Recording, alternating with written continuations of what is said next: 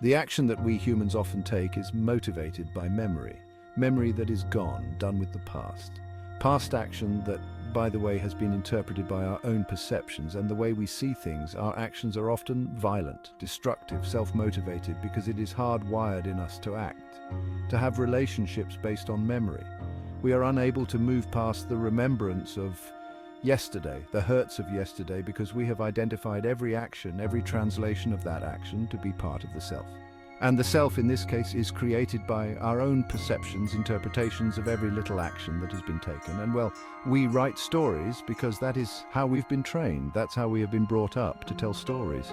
And our stories go as far as we could remember, and that story becomes the utmost important thing in our life, in our daily relationships, and that we fail to have any sort of relationship with anybody else because our relationship becomes with that story that's been created over many years. That story becomes dominant in every action. That story that we have conjured up becomes our truth. That story becomes hurt. That story struggles in life. That story divides itself amongst many groups, and that story is willing to kill not just another, but every form of life. Are you able to wake up to that story that's been told, that you have identified with as the most important story that needs to be cared for, that needs to be taken care of? When are you going to wake up to that as being fairy illusion of the source itself?